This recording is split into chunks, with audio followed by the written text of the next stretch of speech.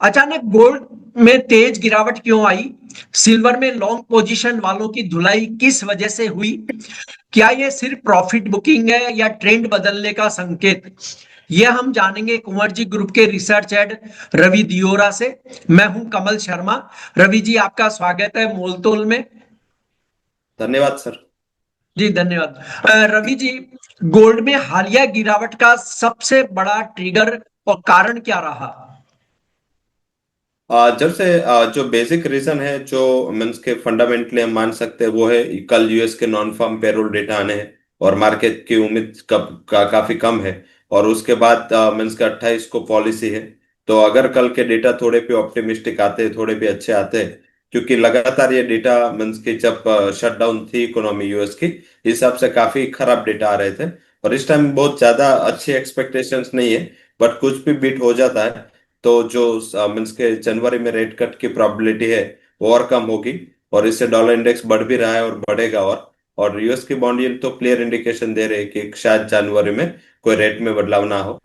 तो ये पहला रीजन है। सेकंड की मीन्स के ग्लोबली जो भी रिसेंट डेवलपमेंट चल रहा है, पर्टिकुलर मीन्स के टैरिफ को लेके जो अनसर्टनिटीज एंड वोलेटिलिटी चल रहे हैं, वो भी रीजन है। ब्लूमबर्ग का इंडेक्स रिबैलेंसिंग के न्यूज, वो भी एक है। और हायर मार्जिन है, ऑलरेडी 10% तक का मार्जिन गोल्ड में हो चुका है, 30% तक का मार्जिन सिल्वर में है। वोलेटिलिटी कम हो रही है बट मार्जिन कम नहीं हो रहे। तो इस हिसाब से थोड़ा बहुत प्रॉफिट बुकिंग मानना चाहिए। साथ में अभी तक क्या था, फर्स्ट वीक में वैसे भी जो ग्लोबल वॉल्यूम्स है वो कमोडिटी में हो या इक्विटीज में हो, वो काफी लाइट रहते हैं, क्योंकि हॉलीडेज से फंड मैनेजर्स एंड ये लोग आते हैं। अब मार्केट में वॉल्यूम रिज्यूम हो रहा है। तो जो एग्जाग्रेशन हुआ था, आप देखो, 25 तारीख जब क्रिसमस था और उससे लेके लास्ट वीक एंड तक काफी बड़ी रैली कमोडिटीज में अक्रॉस द asset क्लास आई। तो आई थिंक इस हिसाब से मुझे लग रहा है कि इसके बाद का एक प्रॉफिट बुकिंग मानना चाहिए। बहुत ज्यादा अफवाह में नहीं रहना है। पर्टिकुलर जो इंडेक्स रिबैलेंसिंग का भी चर्चा चल रहा है, ये कुछ नया नहीं है, ये ऑलरेडी हर साल ये इंडेक्स रिबैलेंसिंग प्लेस होता है।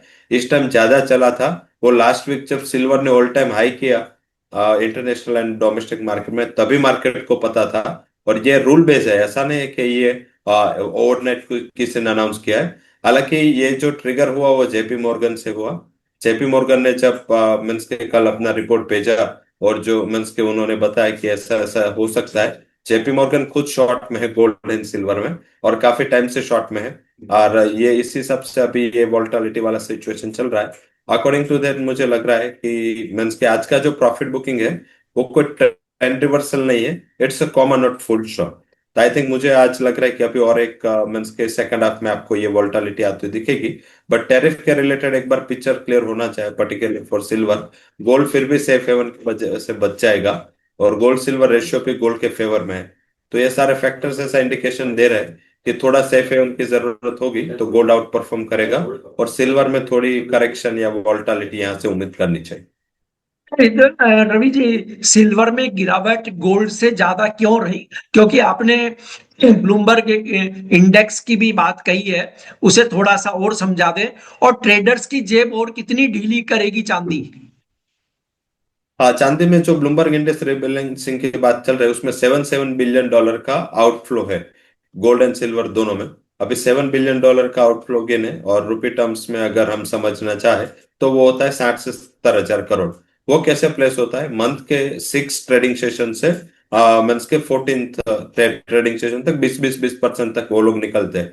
अभी इस टाइम एक संडे सैटरडे आ रहा है, तो फ्राइडे होगा 20%, और अगले बाकी के 4 दिन में 20-20% तक का वो एग्जिट करेंगे गोल्ड एंड सिल्वर में, और वो रिबैलेंसिंग करेंगे। क्योंकि जैसे हमारे यहाँ पे बैंक निफ्टी में है कि कोई भी एक स्क्रिप्ट का वेटेज 15% के ऊपर नहीं होना चाहिए, और कोई भी तीन बैंक का वेटेज 45 के ऊपर नहीं होना चाहिए। वैसे ये ब्लूमबर्ग के इंडेक्स में है कि कोई भी एक कमोडिटी का वेटेज 15% से ऊपर नहीं होना चाहिए, और एक asset like Boolean, energy and metals, ये इसका कंबाइंड वेट है 33 के ऊपर नहीं होना चाहिए। तो अभी मीन्स के बुलियन जो का वेट है वो मीन्स के 33 के काफी ऊपर पहुंच गया है। गोल्ड एंड सिल्वर का भी इंडिविजुअल वेटेज बढ़ गया है। तो इस हिसाब से थोड़ा थोड़ा profit booking gold and silver में वहां पे वो करेंगे, और असेट रिबैलेंसिंग करेंगे। तो आई थिंक इसका एक सेलिंग आएगा। हालांकि ये हम रुपी टर्म्स में और इंडियन टर्म्स में बात करें तो बड़ी बात है, बट अगर ग्लोबल टर्म्स की बात करें तो 50 से 60 हजार करोड़ का फ्लो पूरे असेट क्लास का कोई बड़ी बात नहीं है। और वो भी वो 5 दिन में प्लेस होगा, तो शायद वो वॉलेटिलिटी वाले दिन हो गए। बट सिल्वर में ज्यादा गिरने का रीजन है वो यूएस प्रेसिडेंट के जो टैरिफ के लिए उसको पावर मिले 500% तक टैरिफ डालने के, वो थोड़ा नेगेटिव है। अभी तक तो हम ही ब्लेम हो रहे हैं कि इंडिया ले रहा है, इंडिया ले रहा है। आज तक मैंने प्रेसिडेंट ट्रम्प के मुंह से चाइना की बात नहीं सुनी। हालांकि अगर डेटा फैक्ट देखें तो रशिया का सबसे बड़ा बायर क्रूड का चाइना है, जो यूएस के सैंक्शन में है। सेकंड है कि ईरान, तो ईरान के ऊपर भी यूएस के सैंक्शन है। ईरान से सबसे बड़ा बायर क्रूड का, एंड ये बड़ा मीन्स के 50% के ऊपर का बायर, जी वो भी चाइना है। और तीसरा कंट्री वेनेजुएला। वेनेजुएला में भी मीन्स के अगर बात करें तो 80% क्रूड इंपोर्ट चाइना करता है। तो उसकी तो बात ही नहीं आ रही पूरे कान में। सिर्फ इंडिया एंड ब्राजील, वो दोनों को के ऊपर 50% टैरिफ उन्होंने डाल दिए। हालांकि वो टारगेट ब्रिक्स कर रहे हैं, उसको ब्रिक्स को आगे नहीं आने देना है। और उसको ऐसा है कि ब्रिक्स कंट्री जो है उसका यूनियन उससे में G20 या G7 या G5 से ऊपर ना जाए। तो Europe as well as US दोनों जो ये प्रॉब्लम क्रिएट कर रहे हैं फॉर ब्रिक्स नेशन, उसका बेसिक रीजन वही है कि अगर ब्रिक्स स्ट्रांग होता है तो वर्ल्ड का 50 पॉपुलेशन उस साइड चला जाएगा, तो उसका कुछ वेट नहीं होगा। तो मेरे हिसाब से एक पॉलिटिकल इश्यू ज्यादा है, ना कि फंडामेंटल। तो इस हिसाब से मुझे लग रहा है कि थोड़े दिन में ये इश्यू भी खत्म होगा। और आज इंडिया पे 50% लगे या 500%, मैं बहुत बड़ा चेंज नहीं मान रहा हूँ। क्योंकि अभी 50% टैरिफ देके भी किसी प्रोडक्ट में वाइबिलिटी इंडिया से एक्सपोर्ट करने की नहीं है, वैसे ही आगे जाके 500 में भी नहीं होगी। तो मुझे लग रहा है कि फॉर इंडिया एज इकोनॉमी कुछ ज्यादा चेंज नहीं है। बट यस, ये जो कमेंट्स है, ये जो प्रॉब्लम अगर चाइना में टैरिफ बढ़े या ब्राजील में बढ़े यहाँ से, और या इंडिया में बढ़े, तो ये तीन कंज्यूमिंग इकोनॉमी है वर्ल्ड की। और पॉपुलेशन तीनों का कंबाइन देखे तो 42% पॉपुलेशन वर्ल्ड का है। तो आई थिंक इस हिसाब से मुझे लग रहा है कि मार्केट नर्वस है और फर्दर क्लैरिटी चाहता है। जब तक नहीं आएगी तब तक सिल्वर में ये अंडर परफॉर्मेंस होगा। लेवल स्पेसिफिक बात करें तो आई थिंक 238 से लेकर 237 के आसपास एक अहम सपोर्ट है। अगर आपने शॉर्ट किया है तो एक बार वहां पे एटलीस्ट मुनाफा वसूली कर लें। जी रवि जी, ईटीएफ फ्लो और फंड पोजीशनिंग में क्या बदलाव दिख रहा है? ये जो रिसेंट चेंज होने हैं ब्लूमबर्ग के इंडेक्स में, इससे थोड़ा ईटीएफ का आउटफ्लो होगा।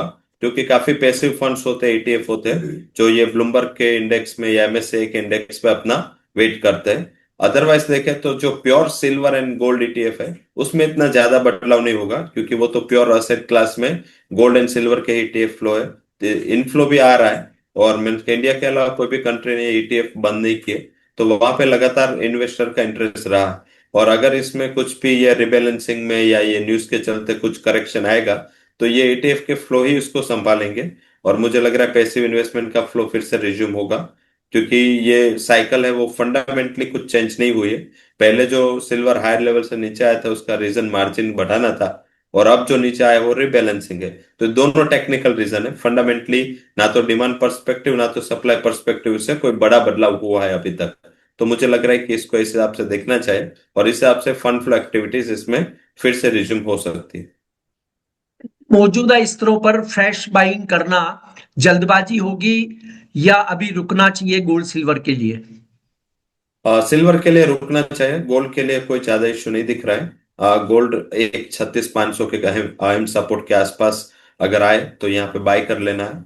2 से 3 ट्रेडिंग सेशन का आउटलुक रखे, एक 36 के करीब स्टॉप लॉस रखे, और फिर से रिकवरी एक 38,500 तक आ सकती है। गोल्ड को क्यों प्रेफरेंस देना है? क्योंकि अगर कुछ भी ड्यूटी रिलेटेड कुछ बदलाव के न्यूज आए या कुछ भी ऐसा कुछ अनसर्टनिटी जैसा जियोपॉलिटिकल रिस्क अगर कुछ बढ़ता है, तो एक सेफ हेवन डिमांड यहाँ पे आपको रिज्यूम होती हुई दिख सकती है। आपने जो रवि जी अब तक पूरा आकलन किया, उसमें आपको फिर भी देखिए, दर्शकों के मन में हमेशा एक सवाल रहता है, ट्रेडर्स के मन में, कि चांदी नीचे आएगी तो कितनी तक आ सकती है, कि जो जिसको हम ये कहते हैं कि यहां से मतलब वापस बाजार के रिबाउंस होने की संभावना बनेगी। ऐसा कोई लेवल आपको दिखता है सिल्वर के लिए? ओवरऑल जो शॉर्ट टर्म के लिए वेट कर सकते हैं, ये 4 से 5 जी ट्रेडिंग सेशन अगर आपको रुकना है, तो 232 का एक हर्डल था, उसको ब्रेक करने के बाद चांदी उसके ऊपर कभी गई नहीं, मीन्स कि इसके नीचे कभी आई नहीं। तो इस हिसाब से मुझे लग रहा है कि 232,800 प्रिसाइज लेवल है, जिसको एक आपको सपोर्ट रेंज मानना चाहिए। और अगर ये मीन्स के रिबैलेंसिंग में अनसर्टनिटी या कमेंट की वजह से कुछ भी डिप आता है, तो मुझे लग रहा है कि ये 232,800 के करीब एक बार सपोर्ट लेता हुआ दिखेगा। लोग मीन्स के काफी वीडियोस, काफी लोग बोल रहे हैं कि 1 लाख 1.5 लाख जाएगी। पर ये आप हिस्टोरिकली भी देख लो कि जिस टाइम मीन्स कि जिससे ट्रेड जाता है उस टाइम मार्केट में बातें होती है, बट फंडामेंटली एंड टेक्निकली देखना है कि अभी हम खड़े हैं, वो चांदी में हो या गोल्ड में हो या मेटल्स में हो, सबको पता है कि आगे की ये दो सिचुएशन थोड़ी मीन्स के सेंसिटिव है, और इसी हिसाब से प्राइसेस ने काफी हद तक रिएक्शन उसमें दे दिया है। जी, आपका कोई डिस्क्लेमर रवि जी? जो भी कमोडिटीज में पर्टिकुलर गोल्ड सिल्वर मेटल्स में बात की, उसमें मेरा पर्सनल कोई पोजीशन नहीं है। कंपनी के client as well as company के अकाउंट में थ्रू कैश और डेरिवेटिव सेगमेंट ये पोजीशन हो सकती है। और स्टॉप लॉस जरूर से लगाए, और कोई भी पोजीशन लेने के पहले आपके रिस्क के लिए फाइनेंशियल एडवाइजर के साथ कंसल्टेशन जरूर से करें। और शो में बुलाने के लिए धन्यवाद सर। जी, आपका धन्यवाद, शुक्रिया रवि जी।